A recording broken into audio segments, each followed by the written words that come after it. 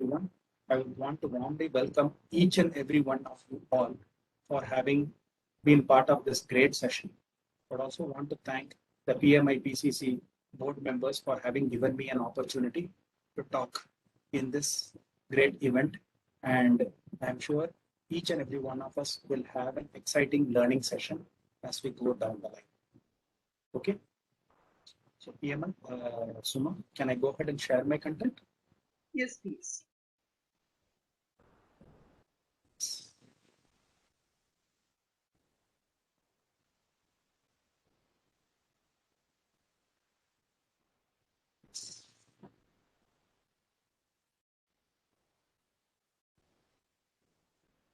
So is my screen visible?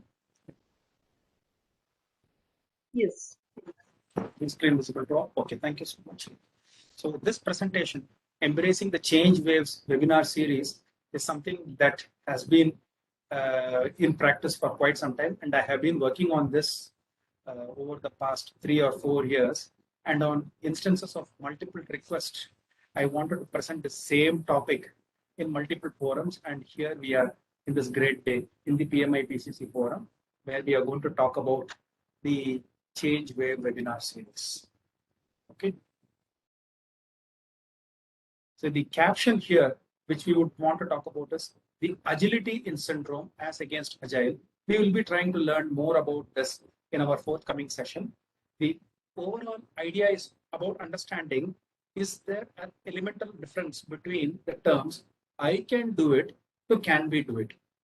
What is it that actually blurs the line between I can do it to can we do it is going to be the overall feature of the session. And that's about a brief about myself. I am actually a change agent, and I am actually a training facilitator for multiple topics, which would include project management, agile, enterprise risk management, project scheduling, program scheduling, and portfolio scheduling techniques, business requirements analysis, governance, and execution of projects, programs, and portfolio. These are a couple of the few certifications which I hold, which I have just displayed, and that's a small picture about myself. This is the agenda. What are some of the rules of the human mention through Agile? How am I going to describe the exact livingness of each and every one of us here through the word Agile? And what is it that we call as one of the most abused words today? Transformation. Everywhere we keep on hearing about this word transformation, transition, adoption.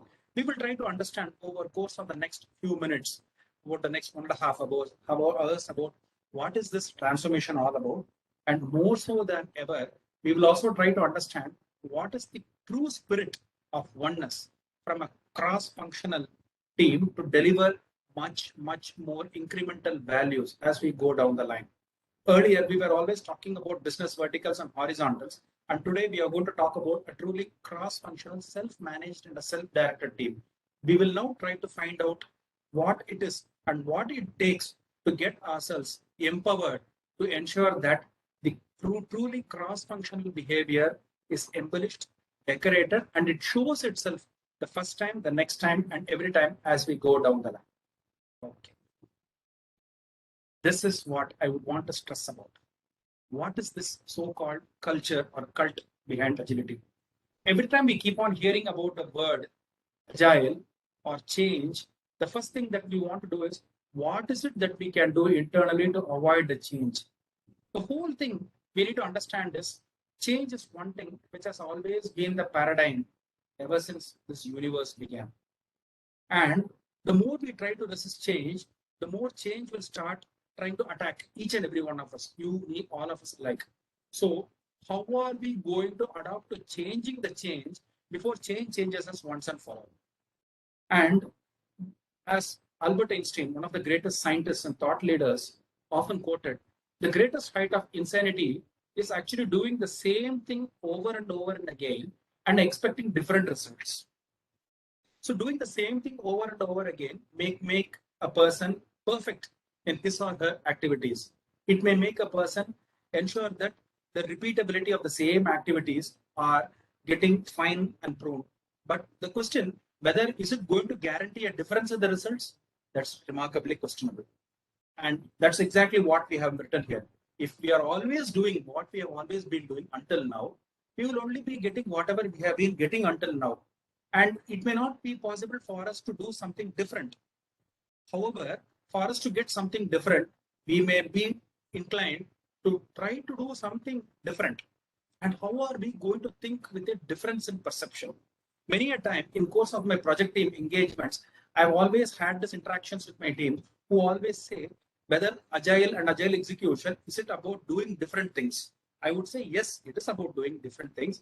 But however, we need to understand that there is a fine element of difference between doing different things and things with a difference. And how are we going to guarantee that bit of an elemental difference is what we are going to understand in our course of webinar presentation. So we may all know, from those of us, we need to understand for us to get 1 gram of gold, practically we may have to invest at least 10 kilograms of gold in a sand mine. And it's not about efforts applied right, the right efforts meant. And only when the right efforts are applied, will we be able to get to understand how are we able to get the right level of gold. Fine? Okay. By the way, before we actually get into this, I'm just trying to see if we can open up a small poll and get an kind of an answer on how are we going to look at things. So basically, we will need to understand, is change something that is only in our projects, or is it something that we have been encountering in course of our execution? Change is something that is perennial in the universe ever since time began. And this change is something that has always been abided by time. And ever since the entities of change, time, and space are prevalent, the aspect of adoption, transition, and transformation are also always and will continue to be inculcated throughout the entire universe of creation. Okay. With this, I'd just like to see if I can just share a small video with you. Let us take a look at this and let us try to answer a few questions as we go down the line. Okay.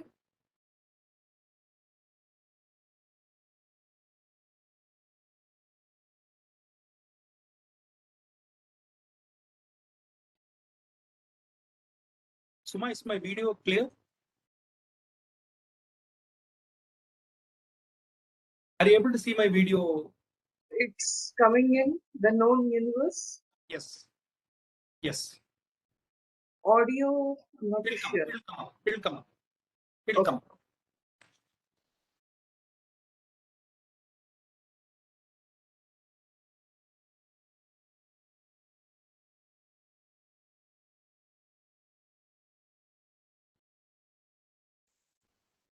Is the audio? Is the audio? Is it audible now? No, Shishadi. Is it audible now? No.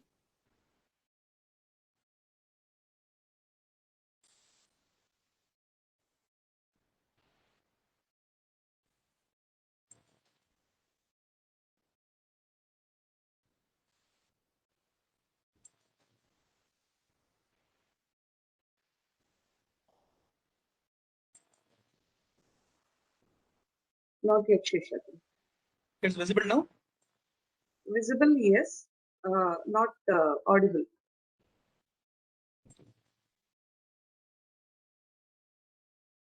Yes. Now, is the audio there? No.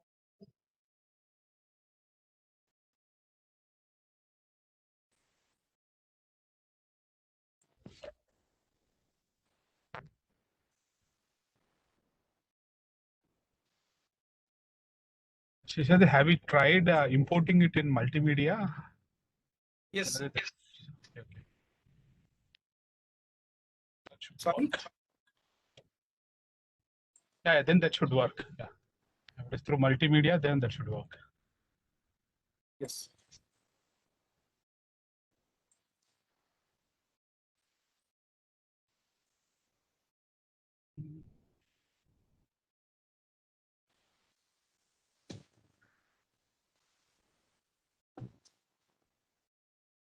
Sheshadri, since we are not able to hear the audio, probably you can talk about what we are seeing on the screen so that Yes, it's easier.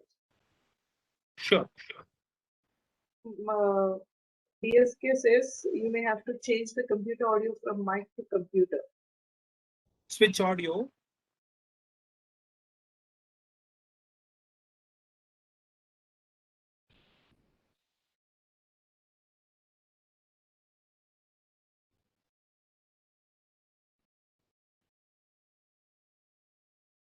No worries. Probably you can just talk about what we are seeing on the screen so that it is easy.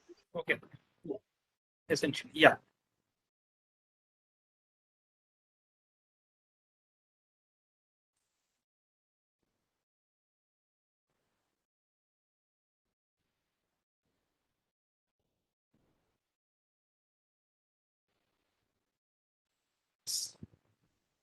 Yes. So essentially, And this. Sheshadri, just a request from the folks, if you can share the link to the video so that they can see. I will do that. I will do that. I will do that. Okay. Yes, yes, Thank you. sure. I will do that. So was the video not? The audio was not. It was not. The audio was not clear, right? Yes. Okay, fine. Yes. So the whole point in what I was actually trying to mention is the whole thing about change is about persistence. And the more we try to persist in adopting to change, it ensures that we are actually changing for the better. And we also need to understand that it's not about tough times. Tough times never last. However, tough characters do. This primarily talks about stakeholder engagement during course of execution. There could be a stakeholder who may really not want something to get done. There may be a stakeholder who may always want to get it done. So how are we actually going to do a balance of the two is primarily about the entire aspect of transformation. And we also need to understand that technologies are there today. The same technology can fail us tomorrow. However, if we need to understand that in our programming constructs, we may have a misplacement of a do and a while. However, if the team members start whiling away, when there is a do actually to be executed, then there's a real problem. There's a rule which always there in most of the execution processes, karma theories or whatever. Anything that we try to avoid just for the sake of it, be it real life or events or user stories or refinement action, tends to pile up over a period of time and it manifests its ugly face one fine day and it really becomes so huge that it becomes impossible to manage that. The idea is, are we actually able to break down whatever we see as debt items, backlog items to ensure that then and there the issues are nipped in the bud. So with this in mind, we are actually going to get into what is the state of transformation. Okay, so let me actually try to get into some elemental definitions of what we are going to talk about transformation. Let us first try to talk about what a project is. For the PMI, a temporary endeavor undertaken to create any unique service, transition, offering, or entity is what we call as a project. We also need to understand a project is primarily executed to bring in or usher in or factor in an element of change. And there is one more word which we need to understand. A project is always temporary. There is nothing called as a permanent project. A project is a temporary endeavor, and this ensures that an aspect of change is assured. Now, let us try to understand more about the fancy word which we keep on hearing every day, agile. An entity which is subject to consideration of change within a measured time factor. This is per the definition of the Oxford Webster's Dictionary. Something that is subject to change in a consideration of a time factor is what we call as agile. And because it represents a doing action, essentially agile is a verb. Now we keep on hearing something about the term agility and agility in syndrome, agility in requirements analysis, agility in action. We need to understand that though agile and agility are similar, they are not identical. Agility is a term which describes how agile an entity is. Because it is descriptive of the agile factor, it describes a verb, becomes an adverb. The other words which we describe about agility talk about responsiveness, swiftness, alertness, inclusiveness, whatever we talk about. So the term agility has a, sorry, did someone say something? Okay. So the term agility essentially is a larger term which imbibes the agile as a consideration factor. So agility is an adverb. Now let us talk about what a framework is. An outline which is primarily given to enact any philosophy or a work or activity is what you call as a framework. The most commonly used framework is Scrum. There are other methods like Kanban, extreme programming, agile engineering techniques like test-driven development, BDD, FDD, so on and so forth.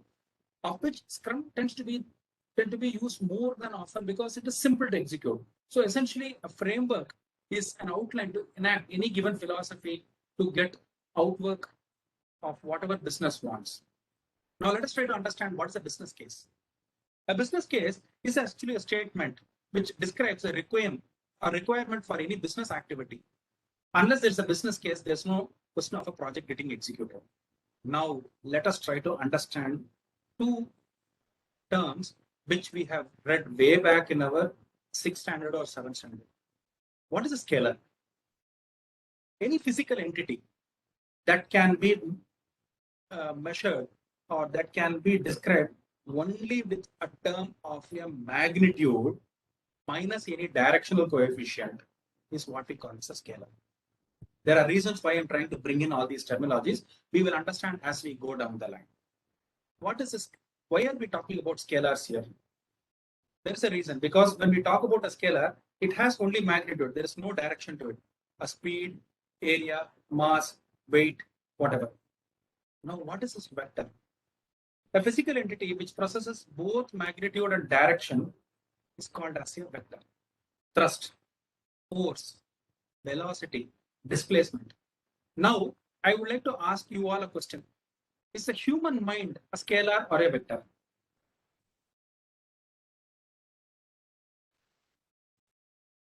Is the human mind a scalar or a vector? A vector? How many of you say it's actually a scalar? How many of you say it's a vector? Because when we talk about the human mind, we cannot say that the human mind is about 5 millimeters in thinking or 5 newtons or 5 kilograms. Why is it a vector? The idea is the human mind is a vector because we talk about positivity in thinking and negativity in thinking. Because there is a positivity in thinking or a negativity in thinking, there is a direction alienation of these thoughts.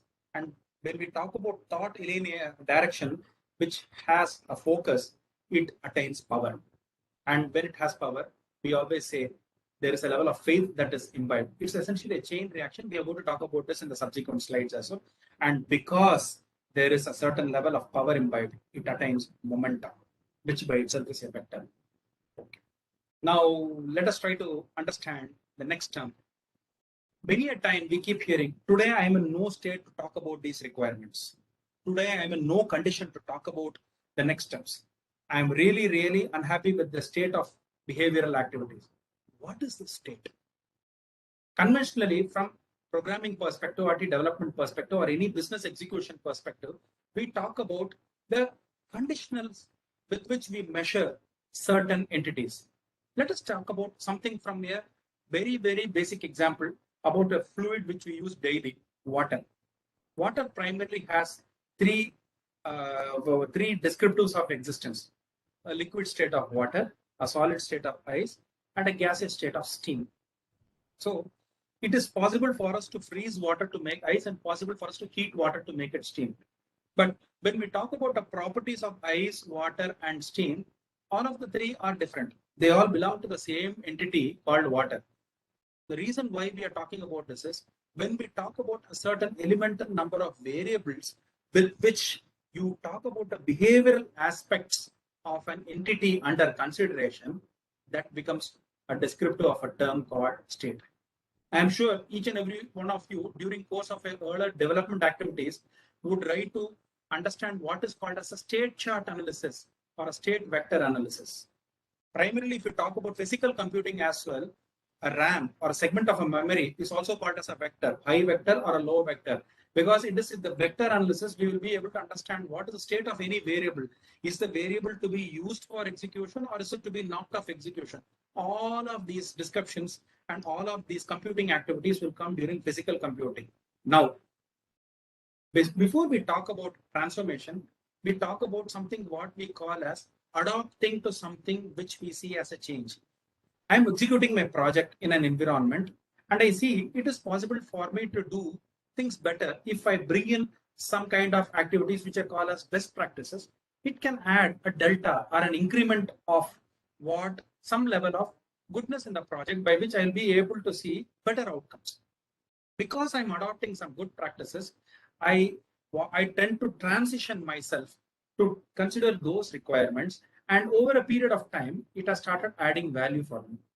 Now, let us say I talk about this earlier condition of existence in a graphical coordinate of +1, +1. The earlier segment, the new segment, which I'm going to talk about, probably will have a value, let us say +2, +2. Definitely +1, +1 is not the same as +2, +2. In our conventional science experiments, we used to have an experiment where we used to talk about mixing iron powder and sand and then run a magnet over it. We will see that the magnet tends to attract the iron powder, leaving behind the sand. What happens? You're physically separating the two constituents without altering the composition. However, I'm just taking the same sand and iron mixture and I'm adding some acid to it. There's a chemical compound that gets created. And now when I'm running an magnet over it, the likelihood of this magnet attracting the iron filings is relatively less. What happens? It has altered the state of behavior by which you will be able to respond to the external surroundings. What is transformation now?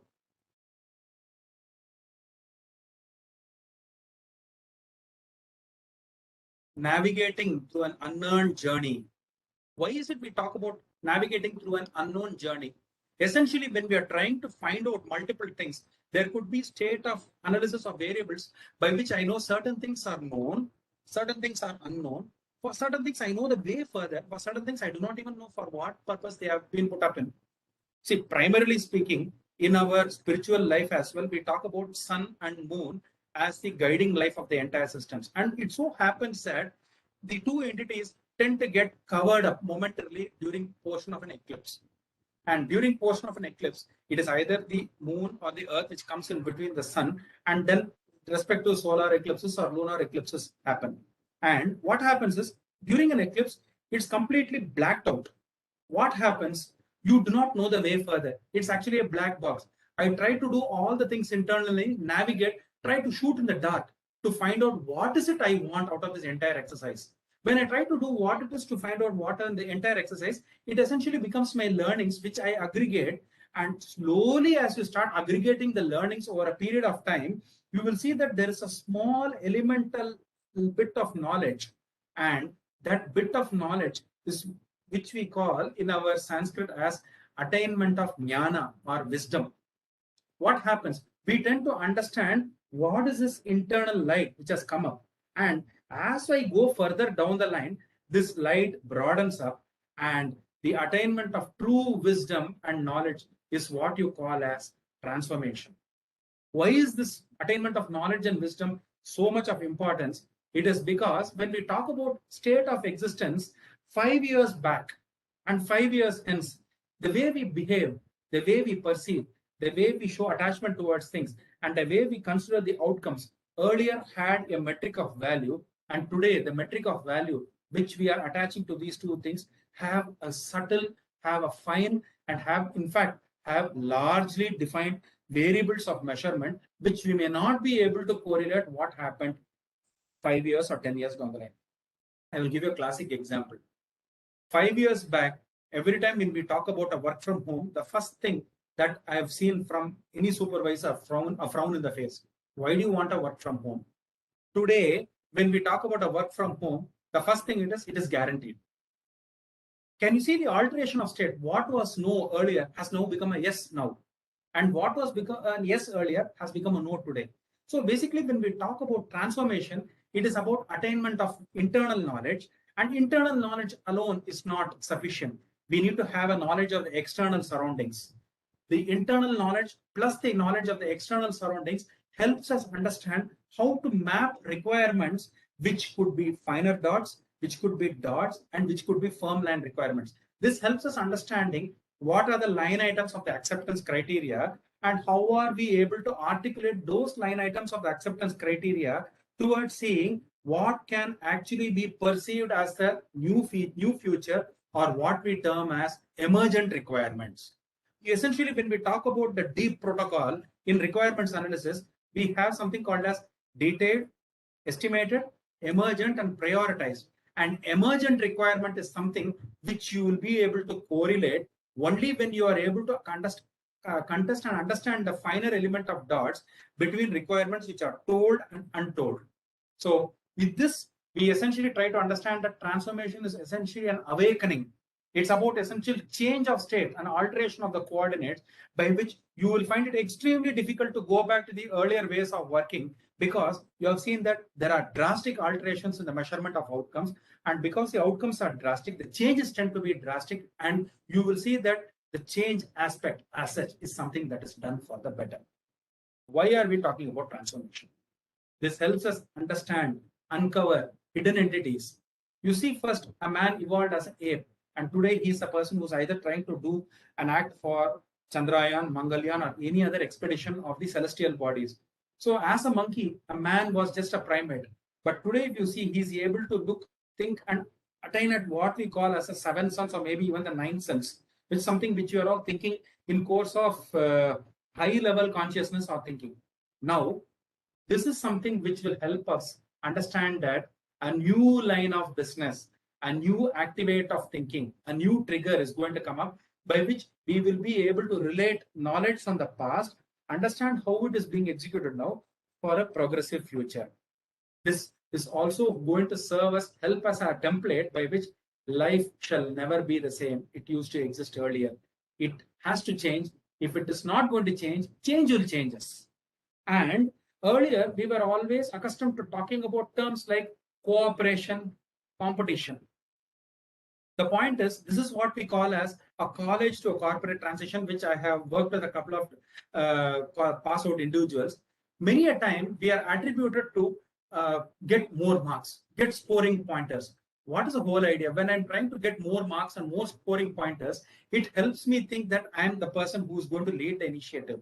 But the minute I transition myself from a college to a corporate, it seems that this competitive spirit was good to help me get into the show, but it is not going to help me sustain there.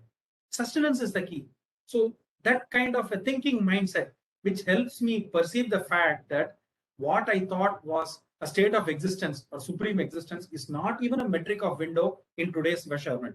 So then I need to understand that cooperation with my team, cooperation with my peers, cooperation with my stakeholders, cooperation with my superiors is something that shall help me see what is the light of the day. Today, it is not even competition or cooperation. We talk about collaboration. What is this collaboration? It is a realization from competition towards cooperation, by which the vector thinking helps us align to a fact that unless I shake hands with my persons in the college, I may not be able to attain outcomes. The point is, in cooperation, I can still perceive a person to be the person with whom I do not want to work with, but I'm working with for the sake of getting things done.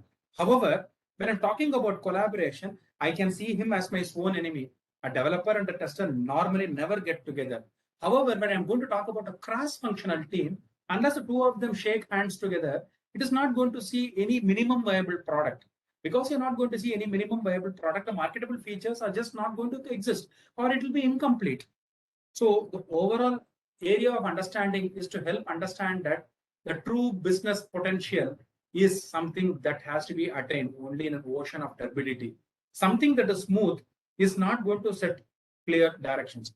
Unless there is an air of turbidity, this is the time when we actually tend to work best to ensure that we deliver the best, we showcase the best outcomes, and we also are able to see how are we able to deliver to the best potential of the businesses, the clientele, and the stakeholders. What is the bottom line? It's a complete change of state of thought It's a complete change of delineation of thinking. It's a complete changeover and a complete makeup to ensure that the way we perceive, the way we enact, the way we not only react, but respond to the changeover in the situation is something that changes not today, but has going to change forever. Clear? Generally, we talk about customers who always want the moon, right? How many of the customers you think are simple enough, who think that they give pretty simple requirements? Have I ever seen anybody in my audience who feels that a customer gives simple requirements? Is there anybody in my audience who says, I want my customer only asks for simple requirements? Very rare, very rare. Yes, yes. Essentially, the customers want everything, right? But is it possible to demand everything? Is it possible for us to give everything? Yes, we will see this.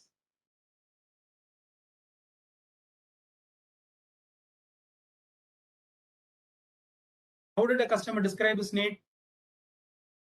He wanted the moon, right? The big glowing moon. And before we actually understood or analyzed the customer's requirement, what did we think about a customer? He wanted to fly around the moon, right? The customer described the moon. We did not even get to the extent of understanding what the customer really meant by the moon. We thought he actually wanted the moon itself, right? And what did we do? It is not possible for us to directly land on the moon, right? So we think he wants to fly around the moon in a bright, moony night so that he can see the big glow of the moon after sunset, right? Now, after build and complete decisions, we always want to show something to the customer that we are experts in giving solutions to the customers, right? Let us see.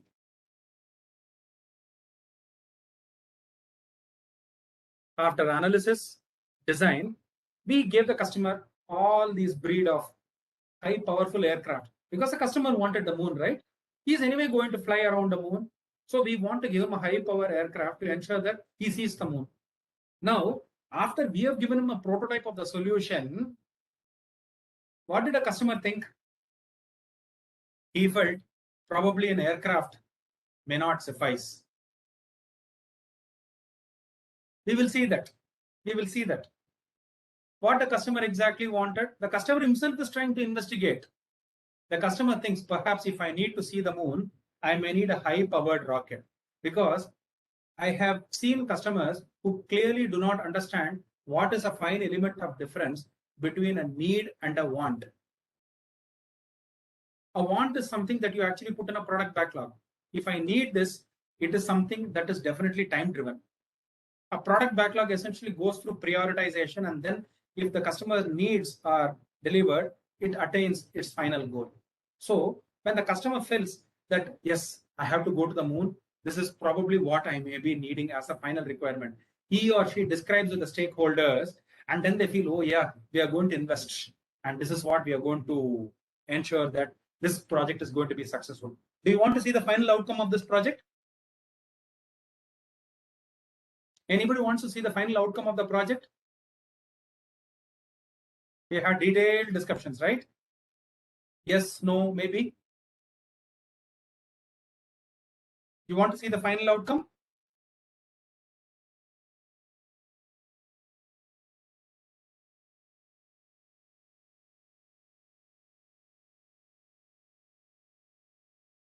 This was a requirement. How did the customer describe? He described the moon. What did we think? He wanted to fly around the moon. What did we do after a need and an analysis build? We built every possible aircraft, having all kind of prime movers, high powered engines, and say you can fly around the moon 365 days. Customer felt, no. This is not what I meant. I wanted a rocket. And then finally, after discussion with stakeholders and business influencers, the customer himself identified that this was a requirement. Now, did you see that the margin of error of getting the difference between requirements correct versus correct requirements, is it something of the order of 300%? Can you now understand the level of impact it has on the project financials, the project schedules? and the overall churn in scope. Do you think is it something that is manageable when we are met with such a requirement? Map this to your real-time scenarios where you have seen such real-time instances and where the overall project capsized because the gradation percentage of the requirements was of the order of 300%. Have you ever encountered this kind of a scenario? Anytime? Why? How many of us have not encountered this kind of a scenario? We have all heard of the company called Ford, right? Ford Motor Corporation. Henry Ford initially had a discussion with his customers. You know what was the requirement that was given by the customers during the early start of his days? Any idea? The customers told, we wanted fast horses. So the idea is the customers themselves do not know. The customers themselves do not know what they want. And it is up to us, we as people sitting on the other side of the table, helping customers to uncover what they exactly want and what exactly is needed. That is where story mapping and precedence artifacts come into picture. Shall we now see the next slide? Shall we now try to do a retrospect? Well, this is one of my favorite movies, The Lion King, where Simba essentially tries to avoid getting hit and he tries to run away. And finally, what does Simba essentially do? What you are actually talking about in terms of granularity of requirement is probably a few in a large subset. I am talking about a sizable portion where the requirement granularity is seldom seen. Unless you do the analysis yourself, it's very, very unlikely that you're going to see the light of the day. So Simba tries to run away from the problem, and he feels that the more he tries to run away from the problem, it doesn't work. There's a saying, I really like the saying in some of the forums which I read, always try to face your problems. Do not Facebook your problems. And the other thing is, please try to understand the problems and try to solve it for yourself. Do not try to broadcast your problems. 80% of the world are happy that you have this problem, and 20% of the people in the world really don't care. So how are we going to address this? Simba realizes that the only way to run away or the only way to escape is not running away, but to break the stick which the monkey was beating him with. Right? Now let us try to understand the retrospective. Did we ask the customer correct requirements? Or were we always reclining on our past glories, thinking that I have done such things in the past, for me it is nothing. I will definitely be able to crack the ice. What happened? That kind of high-headedness, the kind of incorrect estimates that actually ran in our mind without getting into the deeper aspects of the problem, essentially posed a bigger problem that we were not even able to understand what the customer wanted in the first place.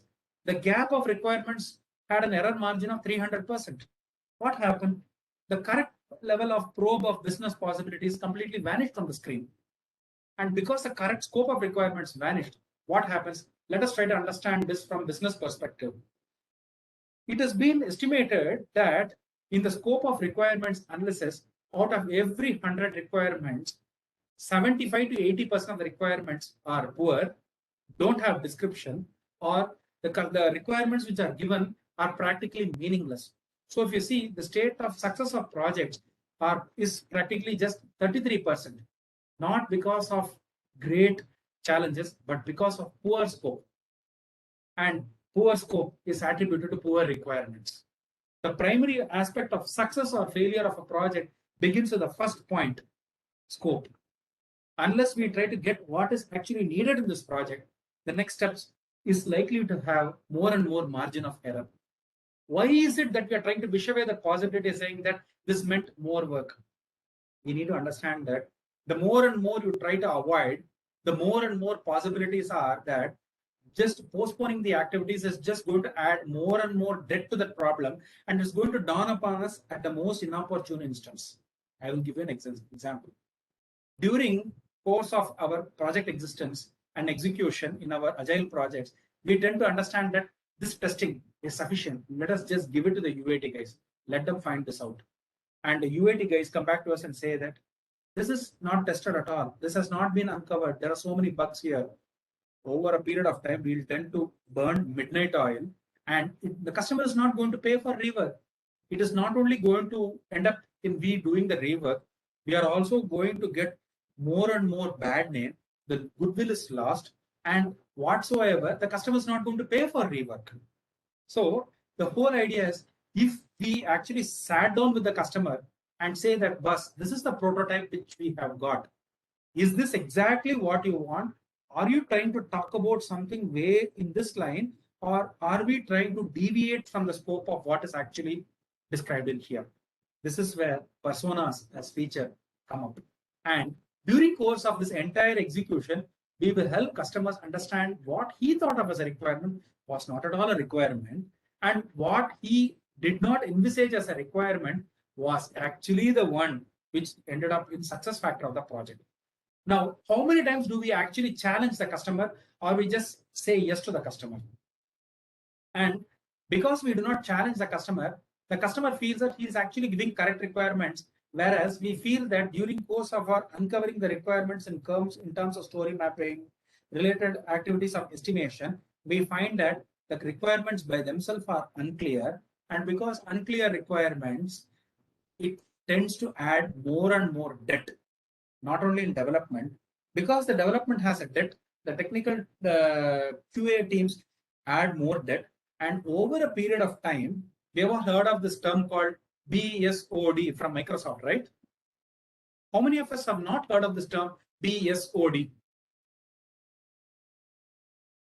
Have you all heard, or have you all not heard about this? BSOD. It is called as the blue screen of death. A system freeze when an illegal memory mapping and illegal hit of a memory by which incorrect interrupt request or incorrect vector mapping happened, and the system is unable to handle the load, it just crashes. It so happened that the more and more dump files are created, the more and more weaker the software solution becomes, or the solution becomes, and it eventually cracks whatever we did right from day one, and we'll end up doing the same thing over and over again. The expectation is, when we are talking about requirements analysis, the expectation is we need to set a thought leadership plane by which I help the customer understand that if you are thinking like this, this is going to be the outcome. How are you going to get that? Unless we try to uncover requirements for the customer. As I told you, if Ford was not willing to uncover more and more requirements, probably they would have designed swifter horses. But then they understood that this is not going to happen, because there is no possibility by which I can increase the horsepower of a horse, but I can definitely increase and add value to the horsepower of an engine. So it is about understanding the fine element of need versus a want, by which I will be able to add value iteratively, incrementally, and sustainably over a period of time. Right? Yes. Have you all heard of this entity called as a chain reaction? How many of us have not heard of something called as a chain reaction? Chain reaction. Yes, no, maybe. You've all heard of chain reactions? How many of us have not heard of something called as a Agile manifesto? Have you all heard of this Agile manifesto? Okay. For those of us who have not heard of something called as Agile manifesto, I will talk about this. A team of Agile experts actually sat at a location called Utah, UTAH, and they felt that conventional plan-driven techniques are good. But if you're going to talk about a stream of execution where the changes in requirements are more, plan-driven techniques may not be able to answer the solution.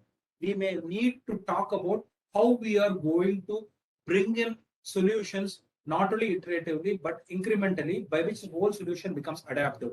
And they arrived at something what is called as a manifesto for agile execution. The first line item is individuals and interactions over processes and tools. I talk to you, you talk to me. More than my talking to you and you talking to me, I try to script all these things in a mail. A mail may not be able to actually convey the same emotions. The point is, we are all human beings and we have a coefficient of emotional attachment, emotional thinking, and that is something we need to see during course of our interactions.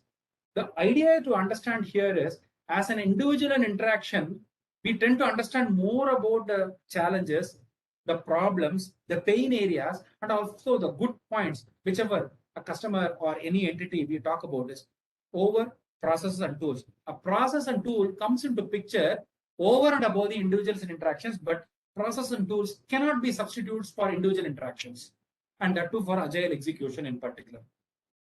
Because individuals and interactions are given precedence over process and tools, eventually what happens?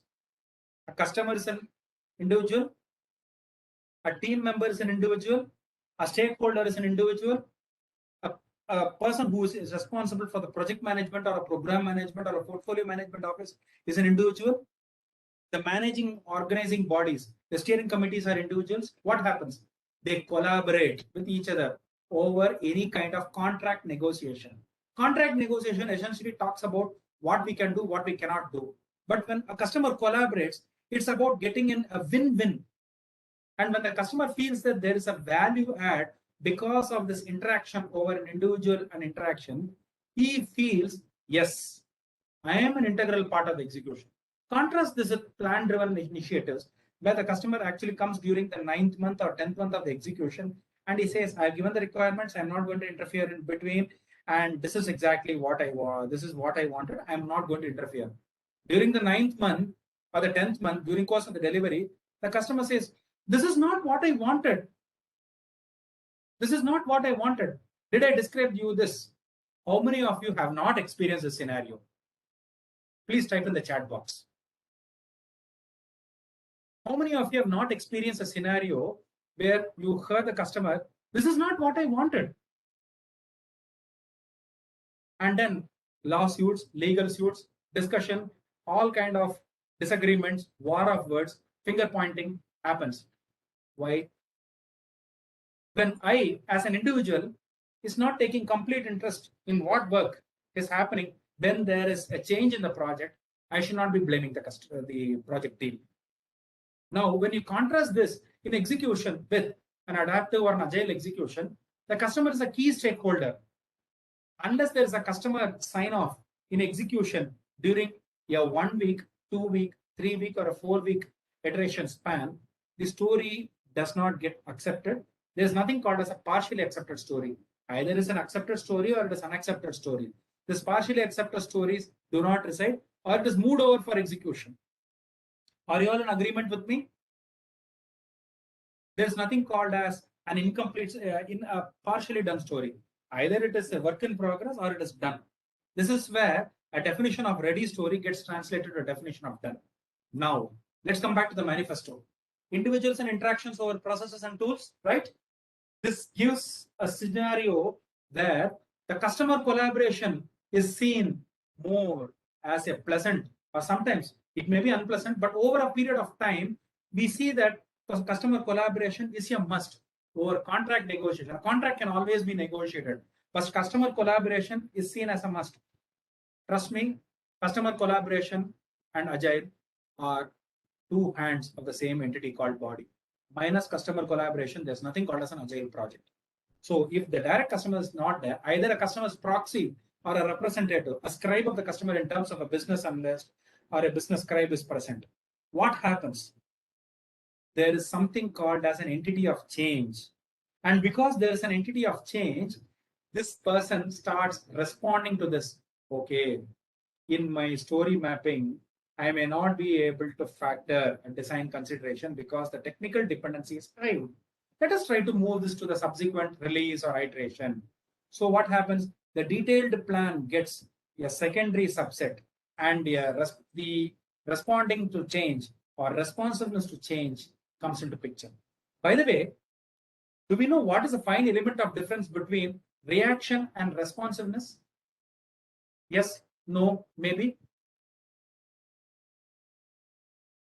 Do you think there's a difference between reactivity and responsiveness?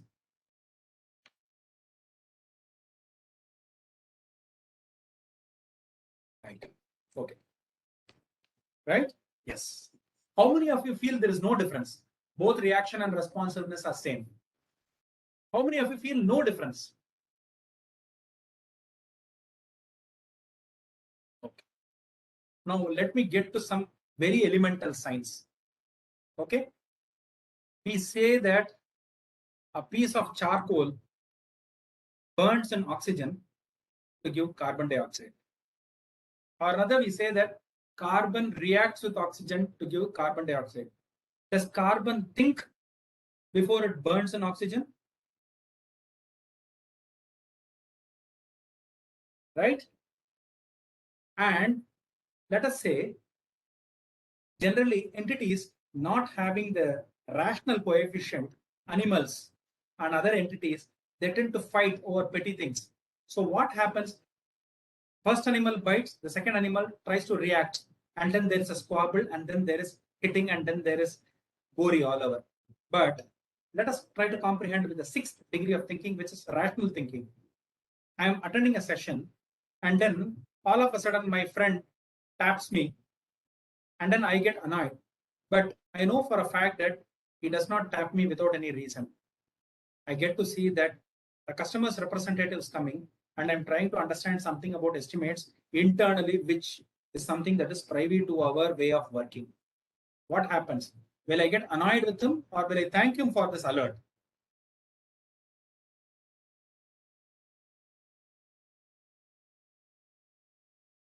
Why? The reason is simple. There is a thinking coefficient attached to this overall reactive phenomena. And because there is a thinking phenomena attached to the reaction coefficient, you start responding. A reactive is active. Responsiveness comes as a result of behavior attachment. It is because we all humans have a responsiveness as a behavioral coefficient. The human resources or the hiring team has assigned each and every person roles and responsibilities, not roles and reactivities, roles and responsibilities. And that is how responding to change is attained over following a detailed plan. Now let us talk about the first 3 lines: individuals and interactions over processes and tools, customer collaboration over contract negotiation, responding to change over following a detailed plan. Eventually, what is the final outcome? We all want the last line item, right? Working software over comprehensive documentation. I've seen people say there's a very, very good usage of this book, how to use the phone. Tell me, over the last 15 years, how many of us have got a smartphone having a manual? Have anybody got a manual for using a smartphone? Why? The reason is simple. It is the basis of agile engineering, agile applications. Essentially, when I try to bring in a smartphone by trying to understand the look, feel of the features, I get to understand that this is how the customer perceives the behavior. This is how the customer wants this entire screen display to be. And if this customer does not want, it gets rejected. That is what we call as test designed development or test designed outcomes. Test first development. I'm doing testing on whatever the customer wants, because I test whatever the customer wants. It is what we call as test first development or test designed development. Because it is both first and designed, becomes test driven development. We're just going a step backward, trying to understand why is it test driven development. And because there is something called as test driven development, what happens is just Yes, it is just a kind of an interface. I'll give you an example. When we are designing a car, we often hear of airbags, gas bags, and chairs which actually retract or completely fill to ensure that in uneven event of the car meeting with a crash, the inner passengers should not be affected. There's a lot of testing which happens to ensure that the inner passengers who are traveling inside the car are protected at the expense of the vehicle. So that kind of testing that happens to ensure that the customers are protected is what you call as test driven development, test focused development, right? Airbags can hit straight at your face. It could be very painful. Sometimes it can cause unwanted sneezing. It can cause nasal bleeding. How do we get all of these findings? It is only when you start doing this test related activities. Now I have aggregated the results.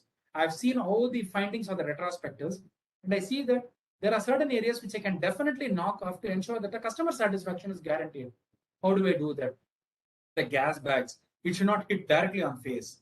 It should be a kind of a soft cushioning material. The glass should shatter inside out, not outside in. At the same time, the belt should lock the passenger. What happens? After getting the increments, inputs from test, defined, and design development, you talk about behavioral patterns. A test-driven development essentially designs interfaces. A behavioral driven development essentially connects emotions. Unless you have an interface, you cannot connect an emotion. And how will you be able to connect an emotion? Only when there is an interface. This is one of the prime reasons why we talk about TDD as a precursor to BDD. We need to have both in hand, and we cannot exclude one from the other. Now let us come back to the manifesto, which talks about working and tested software over comprehensive documentation. We often, in our daily execution of work, we say that no, you should not talk. Customer collaboration should not be there. Customer is a big pain in the wrong place. You should not respond. How on earth can you have working software? Don't you think all the 4 line items are very, very closely knit to ensure that you are all getting what you actually want without rework? Don't you think there is a fine elemental pattern which is falling in place over the Agile manifesto by itself? Are you able to see that fine element of connect within all the 4 lines? And individuals and interactions over process and tools will definitely give rise to customer collaboration. Because there is customer collaboration, there is responsiveness to change. And because there is responsiveness to change, there will have to be working software. There is no second thought about it. Is this clear?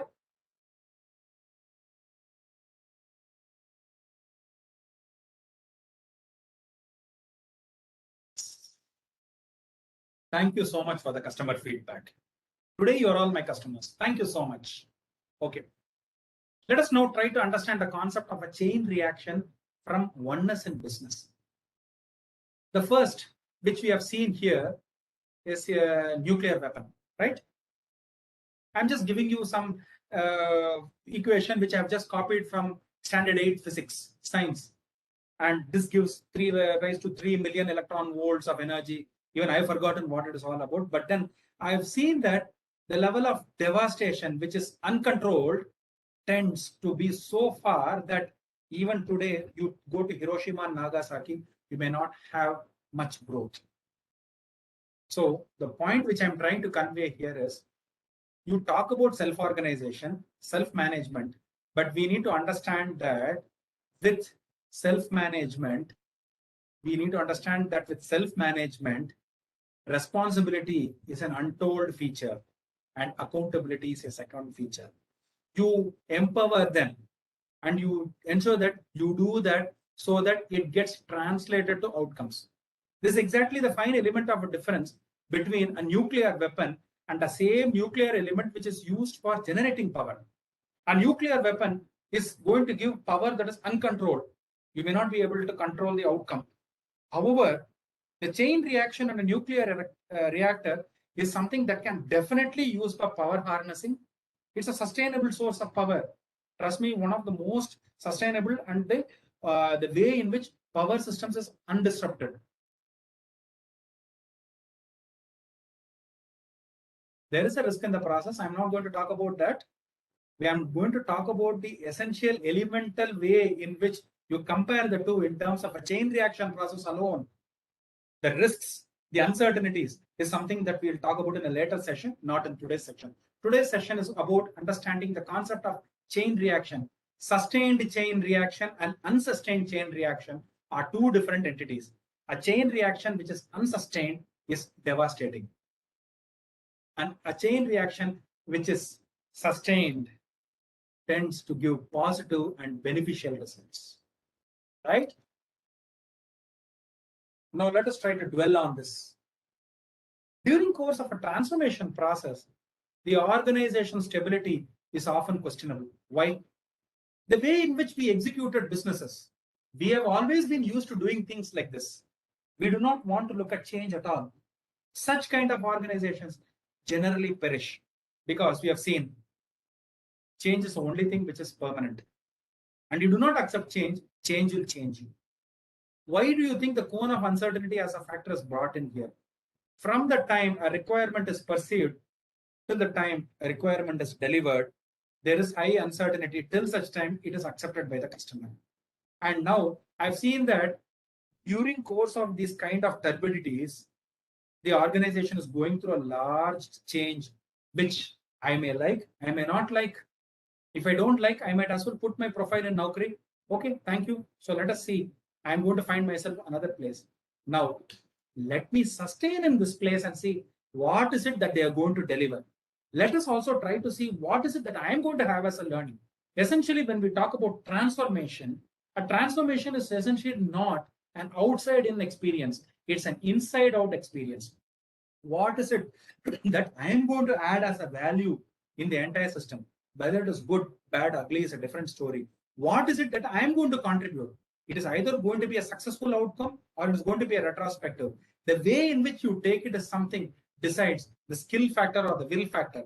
I can teach an organization, I can teach an entity a skill factor. I can definitely not teach an organization or entity a will factor.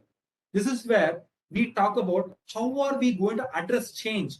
And if you do not address change today, there will be one day where you have to address change. And at that point in time, the cost of accommodating change at level 0 is 10x. The cost of accommodating change at lot change is 1000x.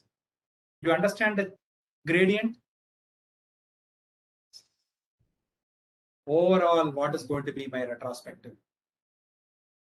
I want my transformation process to give me significant lessons on definitely how not and definitely how.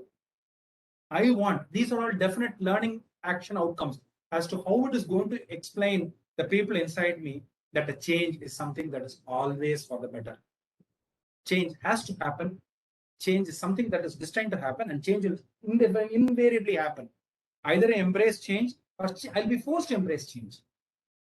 And over a period of time, you will see that I have always been doing things. So I can say I can do it. But today, in a cross-functional team behavior, if I say I can do it, is seen as a lower level of measurement. But can we do it is the first thing, because a group team empowerment is something that is seen as a bigger measure of success. Now, the other thing is, if I do not take risks today, I will never be able to take risks later. Because that no risk attitude is something that is a bigger change. It is definitely going to give bigger disaster down the line. And last but not the least, I have seen that the same lethal nuclear weapon is either a devastating weapon or it is something that can be turned into beneficiary weapon. The discretion is purely human because no machine can replace this reply. Now, let me summarize this with one question. Which do you think is the biggest project you have ever seen? I repeat whatever I have spoken as a definition of a project. A temporary endeavor undertaken to generate a unique service, transition, offering, or business outcome. A project is always temporary. Can I now say that the human life by itself is a project? The only difference is the human life as such is temporary. Start date is known. The divine felt that the unknown, which is the end date. It's not to be disclosed unless you see it for yourself.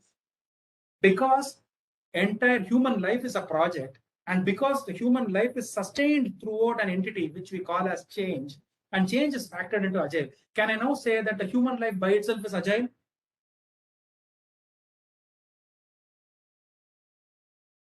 I'm essentially getting into a mathematical proposition where I say A into B cross C is nothing but A into B cross C. It is commutative. Can I also say that because the concept of change is imbibed very much in human life, it is very much in the process of the time factor? And the minimum viable product which a man or a woman sees in her life is nothing but a man or a woman.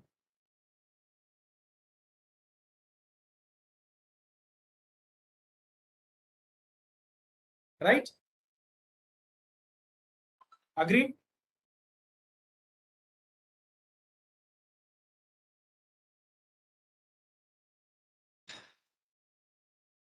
Chapter, honorable board members, I'm more or less done with my presentation.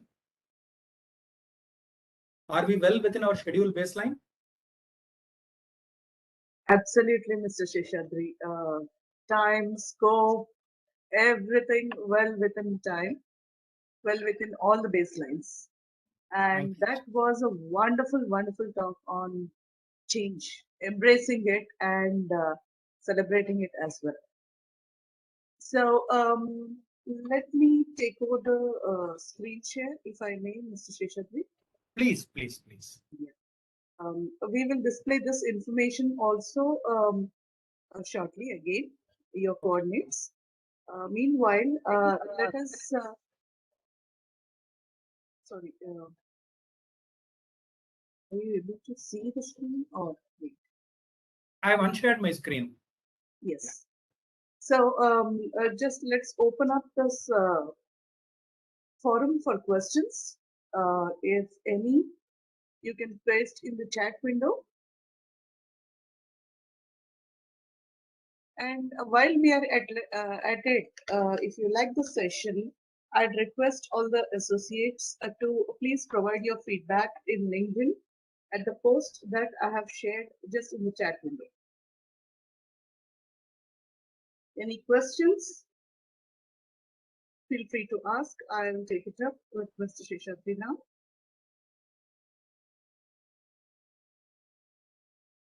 And feedback, if any, I request associates to take it up or post it in the LinkedIn. The post link, I have given it right in the chat window. We have our first question from Pavan, Mr. Sheshadri, is iteration and increment a vector? Good question. The answer, whether it is a vector or a scalar, comes with the very, very basic elemental definition of a scalar and a vector. If an increment is actually taking the project in the next direction, it becomes a vector. If it is halting a project, then and there itself, it becomes a scalar. Mm-hmm. It's a magnitude that counts. Okay. Pavan, does that answer your question? You may respond in the chat window.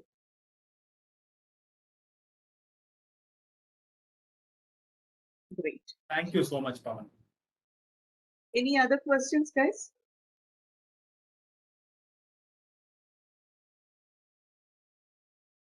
It is actually a potentially shippable product increment. When we talk about potentially shippable product increment, a shippable entity is something that has magnitude. Mm-hmm. It becomes a vector.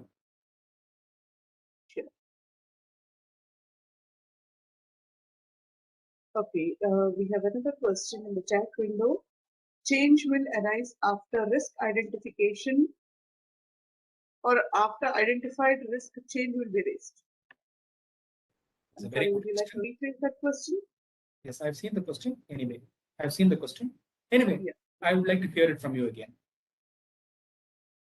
Ravikant, would you like to rephrase it?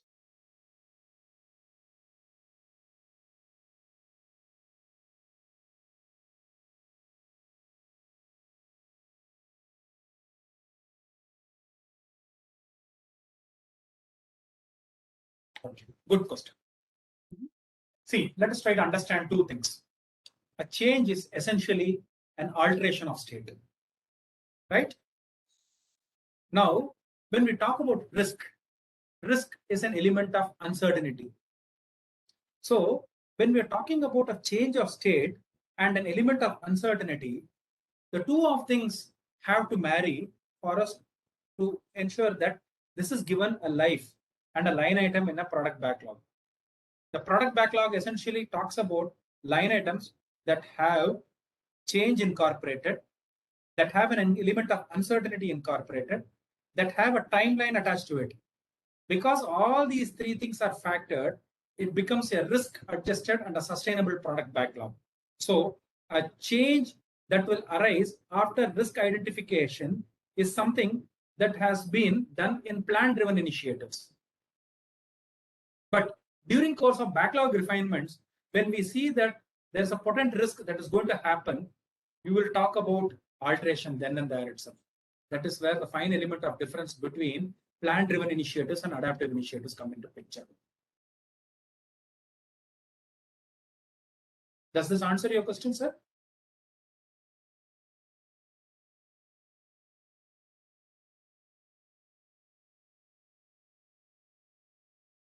Okay, I guess that's done. Any further questions? Let me see if I've missed any. Okay, Pawan asked another question. Challenge a customer. Can you share a scenario? Good question. I will explain you this. From Pawan. I will talk about this to Pawan. Yeah. Good question. I will talk about this. Essentially, in one of the earlier engagements where I was actually working for a travel transportation hospitality customer, he was actually talking about an entity by which we can integrate the initial stage of the project, right? I'm sure, let me actually take a step back and I will tell you how it works. A system, this is essentially something that is driven by input, process, and output. And eventually the outcome is generated to the customer. This is what we call as a SIPOC, system, input, process, output, customer. And there is a feedback system adapted to this. Now, the customer essentially was trying to talk about a paperless ticketing system. The customer was talking about a paperless reservation system. The customer was talking about a paperless pick, board, drop, pick, and then drop. In other words, this is what we call as a global destination system. All of this had multiple levels of interfaces, and then initially we failed the project, but then we got correct requirements in contrast to requirements correct. And we arrived at a solution initially which was thought of 9 months. It took up to 3 years. And then we delivered a solution which is actually for one of the clientele in the Middle East engagements. This was our learning and retrospective. Now, another customer from the Scandinavian and European geographies was talking about a kind of an engagement where he was trying to talk about quasi-automation. In other words, he did not want full automation and he did not want about no automation. He was trying to say that I only want automation at the initial state. I do not want automation at the boarding level. Initially, the customer had 3 vendors, of which I was one among them. I was actually leading the engagement. There were 2 other service providers. One of them told, yes, we can do it. The other person told, we can partially do it. I told openly that this cannot be done. Either this is completely automated or this cannot, this is fully automated. There's nothing like standing in the river and not getting wet. So this customer had a kind of a hammer and a tongs discussion. And then he gave the contract to the other person who told we can do it. I told the management that let's keep quiet. There's something that we learned with our experiences in the Middle East. We know it cannot be done for sure. Whereas the other person has just taken a contract for sure. There are a lot of legal attachments and fringes attached to this tender. Let's keep quiet. Trust me, 6 months down the line, the same customer set up a forum and told, how on earth did you say it cannot be done? I told, please come out to our office, we'll explain. And then we actually briefed the entire technical aspect of solution. And then we told, initially, this is what we were trying to challenge. You are not willing to accept the challenge. But when you have seen the river and the depth of the river for yourself, you have now accepted that we were talking about the truth. We were not interested in a contract that is just for the sake of doing it. We wanted to add value. Now, can you imagine the level of trust and faith the customer would have reposed on us? This is exactly what I meant by saying challenging the customer. Once I challenge the customer feels that I am just not a vendor. I am not a service provider. I am a person who's adding value to his initiative, and he sees that value for himself. He just not becomes a stakeholder. He becomes your future. That is what I meant by that. Does this answer your question, sir?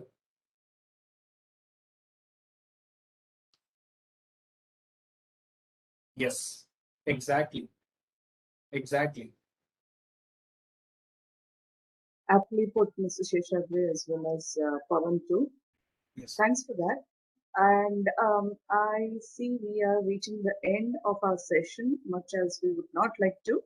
However, I see that some of our board members have joined the session as well.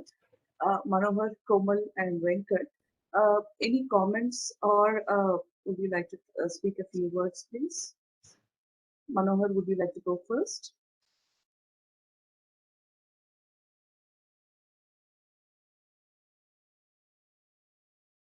Okay, when Manohar is available, Komal or Venkat? No, great session, Suma, actually. So I would like to thank Sheshadri on behalf of Charter actually for taking time and joining very good perspectives of the agile transformation and also interesting facts about how we can relate change and risk with respect to the product backlog. And I myself learned many things in the session today. Thank you very much, Sheshadri, for joining us. That was Venkat, our chapter president, talking to all the attendees. Komal or Manohar?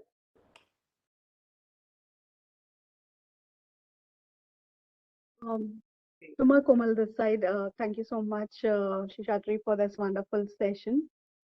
In fact, this is the need of the hour in terms of the change wave that has been seen across the organization. So thank you so much once again for taking time out and doing the session for us. Thank you so much. Thank you so much. Anyone else would like to share some comments? Yeah, I see the comments in the chat window as well. Don't worry, Anil, that's the last thing on my agenda, and it's on me to share the PDU information. Just stay on a minute or so more, and we will have it. And I'll request all your comments as well as if any further questions to be on the chat window. And we will be sharing the recording of the session shortly. But I'm glad you joined it in person. The experience of an in-person session or the live session is itself different. Thanks, guys. And we come to the last part, that is the PDU information. We have 1.5 PDUs, 0.75 PDUs in strategic and 0.75 in leadership. Are you not, folks, are you not able to see the PDU slide? Please type in a yes or a no. We can see. We can see. I can see. Anil, I guess, okay. Right. So don't worry.